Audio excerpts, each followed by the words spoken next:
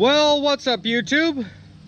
Out here today, and since I'm doing a little bit of cleaning to get ready for the Prairie Homestead Power Show. I'm figuring this is a good time to give a shop tour since this is as clean as my shop gets. Yeah, so this is the outside of my shop. It's purpose built for demonstrations. It's not purpose built for blacksmithing, and so it's nice that they have these breakaway walls to open up into big windows. It's really nice in the summer to let a breeze in, but it really sucks in the winter. Or it gets awful drafty, and it does do everything to keep as much heat as I can in, but it just doesn't work out that way. Hey, but it is very nice in the summer to open all these up and get a nice breeze in. And so, it's nothing fancy. It's just a 20 by 20 shed. But let's go on the inside. Here's a sign hanger I made a few videos ago. Well, who knows when I'm going to air this one, so but I did make that sign hanger. I even have a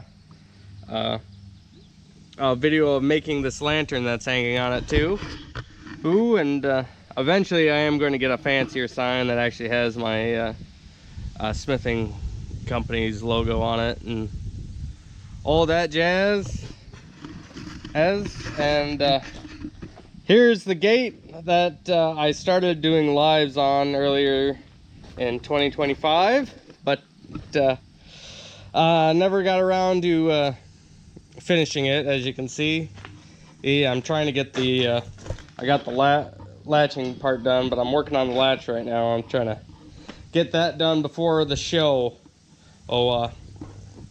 Just because I have issues with the people walking in and kind of getting in the way, and touching stuff that may or may not be hot. So just putting a gate here, that way keeps the riffraff out, we'll say.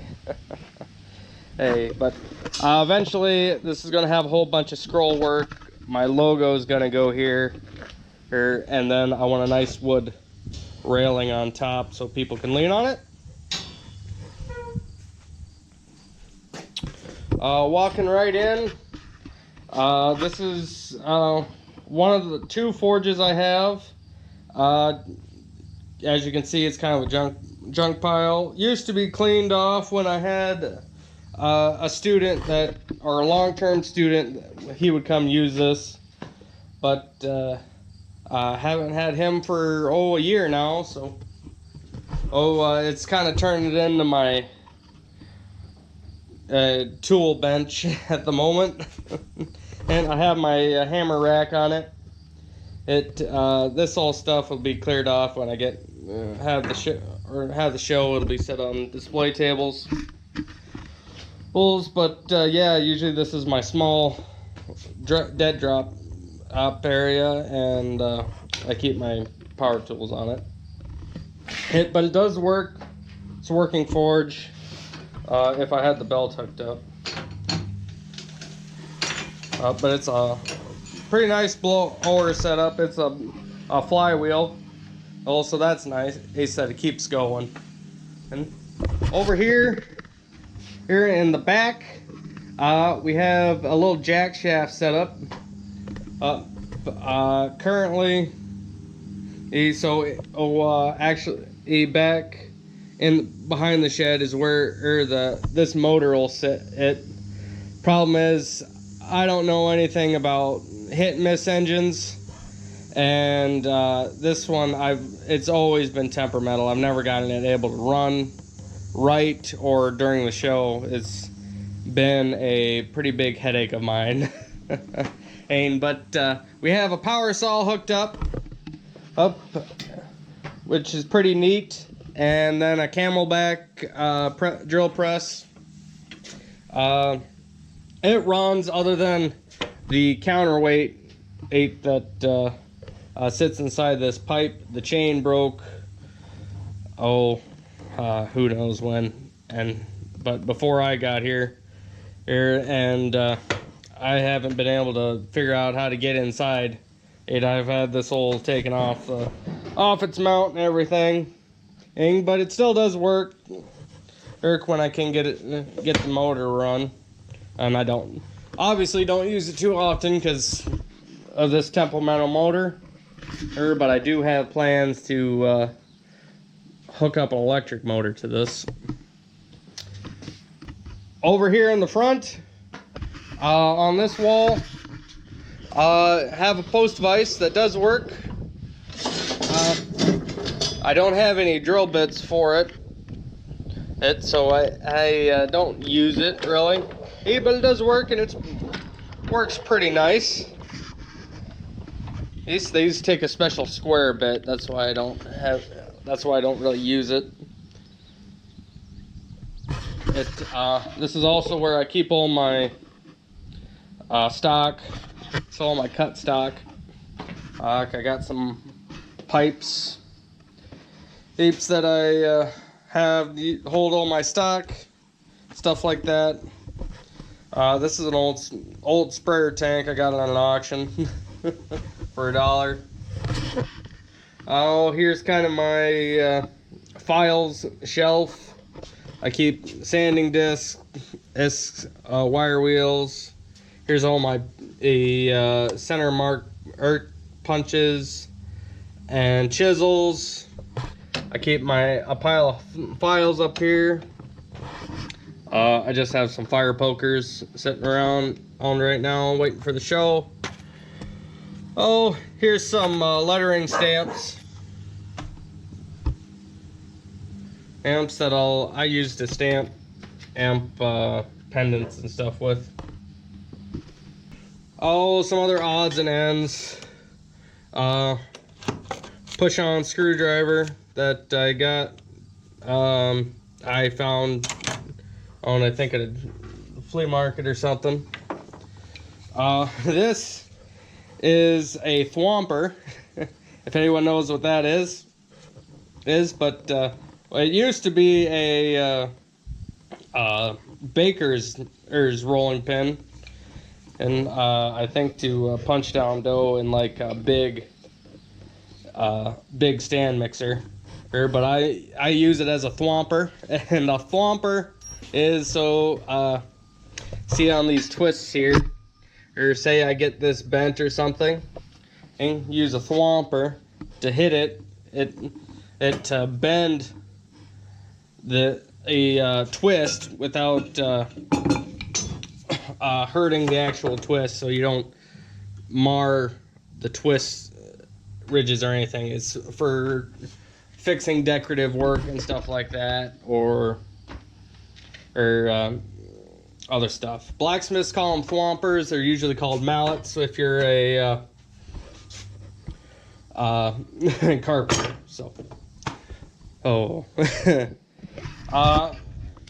anvil here is just I'm not even sure if this has a mark on it, to be honest with you. No, it does not. It's 125 pounds. It's just a tad smaller than my anvil. Oh, but it does have a better temper than mine. And this is original to the blacksmith shop. This isn't. And the only thing I really brought in was that anvil and all the tools. They didn't have an anvil for this shop. Yeah. Post vise with a telephone pole dug in the ground. Pretty nice setup. I use this to hang all my jigs and stuff on, and a few tools. Also my welding table. We'll kind of say, here's my welder. Harbor Freight Special wire welder.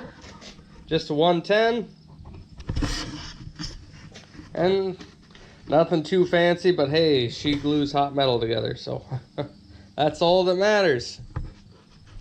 There's, over here, got my belt sander and my bench grinder.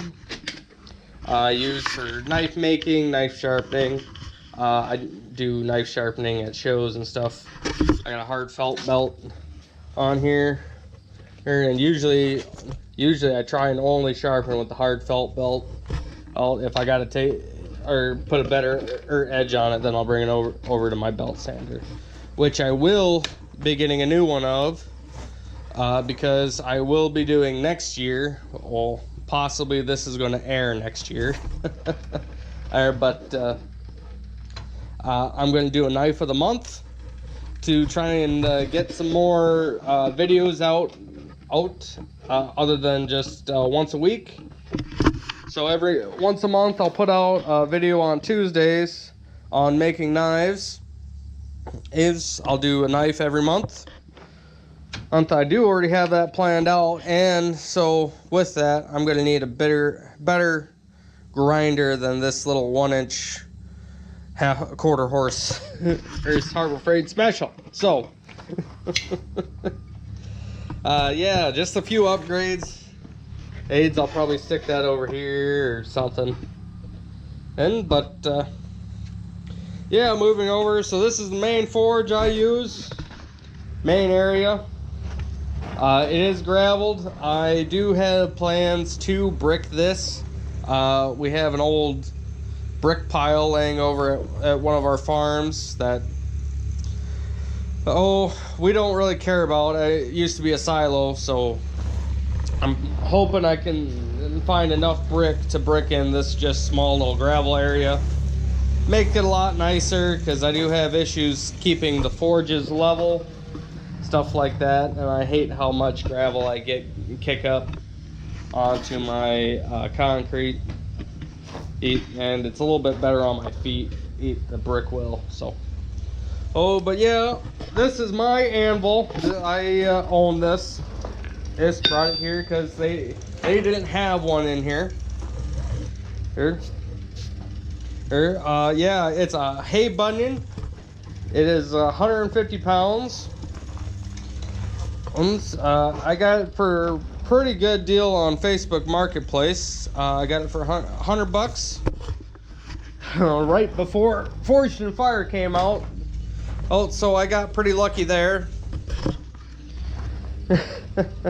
But yeah, it's not a bad anvil. I like it, although as you can see, she is a little rough. The edges are horrible.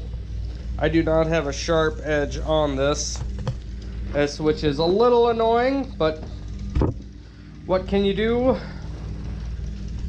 Over here, this is kind of a new setup I'm trying. Small 50-pound anvil, or 55-pound anvil, I can't remember. I got this at an auction. I got this anvil, I want to say, for $300 at auction, and that was after losing out on 2 or 3 other anvils at this auction, and I was thinking that I was going to get pretty big into traveling in demonstrations, so I really needed a better traveling anvil than this guy. Hindsight, I probably should have just let her go. But hey, I got a small anvil now. And here it's just another small anvil. My father-in-law gave this to me. He had it in his shop and never really used it. Doesn't have a use for it, so I'm kind of seeing how well it do as a cone mandrel. So this is kind of my over here setup. Up in the back, this is my big, the shop's big lathe. I don't have an electric hooked up to it right now, but it does run off an electric motor. Here, pretty cool. I do want to eventually get this hooked up to my jack shaft, After that way I can get rid of that electric motor and just have it all run off jack shaft. But I need a little bit more time than what I have to do some of this stuff. But yeah, very cool. It holds up to, oh, I want to say a foot to a foot and a half of material. I want to say, I can't quite remember how much it does hold. It's been a while since anyone I've talked to really is knowledgeable on it. But it has a 6-foot deck, so it is a pretty big one. But yeah, just a little cool something. Knife I made just the other weekend. And just another post vise here that someone welded a V-belt pulley to. Oh, and this one is pretty seized up. It does turn a little bit, but I think the gears are just a little too crusty. Yeah, otherwise it would run. And that'd be something maybe neat to get set up on my jack shaft as well. But yeah, so, and here's my sheet metal for whatever I need sheet metal for. This is kind of where I store that. Nothing else really fancy back here. But oh, I guess up above me on the ceiling, this is where I keep all my iron. I have a bunch of pipe that I got at an auction and that I just don't have a use for like I thought I would. But here's all my stock that I keep. Here's a bunch of my flat stock. More flat stock. I keep my 1/4 inch up here and then my 3/8 up here. Or kind of keep everything separate and organized. All this stuff is 10-foot section, and that's what I get it at the my metal dealer. They're nice enough to give me a free cut. So I take advantage of that, other than taking my angle grinder with me and cutting it myself.